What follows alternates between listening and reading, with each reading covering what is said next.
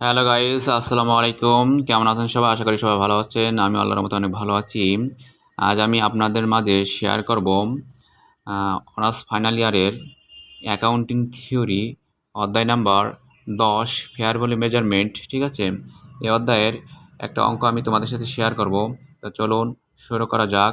এই যে national university BBA honours fourth year accounting ডিপার্টমেন্টে 2019 এবং 20 সালে এই অঙ্কটা আসছে। ঠিক আছে, তো চলুন এই অঙ্কটা আমরা কীভাবে করতে হয় সেটা জেনে নিই। আপনি যদি এই অধ্যায় থেকে একটা অঙ্ক ভালোভাবে বুঝতে পারেন, তাহলে যে কোনো জায়গা থেকে অঙ্ক আসলে এই অধ্যায়ের সবগুলো অঙ্ক আপনি অ্যান্সার করতে পারবেন। ঠিক আছে, একটা অঙ্ক আপনাকে ভালোভাবে বুঝতে হবে। তো চলুন অঙ্কটি শুরু করা যাক। প্রথমে কিন্তু অঙ্কটি পড়ে নিতে হবে। ঠিক আছে, এখানে রয়েছে crescent lamps limited currently pace an annual dividend of টাকা 18 পার শেয়ার। এই যে ডিভিডেন্ড মানে কি? ডিভিডেন্ড মানে হচ্ছে ডি জিরো এর মান 18 পার share of common stock. The required rate of return মানে কি? আর এর মান দেওয়া আছে কত? Of the common stock of the company is 12%। ঠিক আছে, আর এর মান রয়েছে 12%।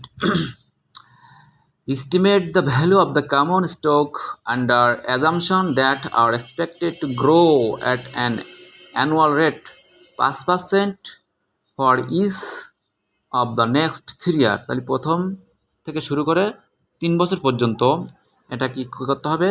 জি মানে কি? Growth rate. জি এর মান 5% ধরতে হবে। Following by a constant growth rate of 4% from year 4 to infinity. অর্থাৎ 4 নম্বর বছরে যে, অর্থাৎ লাস্ট ইয়ারে যে গ্রোথ রেট জি এর মান ধরতে হবে 4%। ঠিক আছে, আর এই অধ্যায়ের সব থেকে যে ইম্পর্টেন্ট কথা সেটা হচ্ছে অঙ্কটা যে কয় বছর করতে বলবে তার থেকে 1 বছরের কম করতে হবে। এখানে করতে বলছে প্রথম 3 বছর এবং লাস্টে আরেক বছর, তো মোট 4 বছরের অঙ্ক করতে বলা হয়েছে। এখানে আমরা কি করব?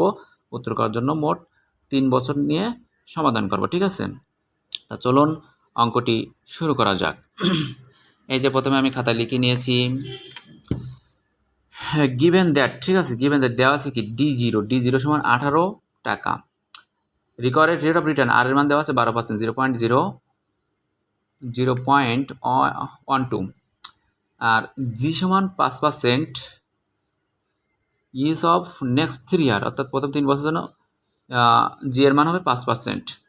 জি সমান 4% ফর লাস্ট ইয়ার, অর্থাৎ 4 নম্বর বছরে লাস্ট ইয়ার যে জি এর মান ধরতে হবে 4%। এখন আমাদের কি বের করতে হবে? হচ্ছে পি জিরো এর মান। তাহলে আমরা জানি, আমরা জানি পি জিরো সমান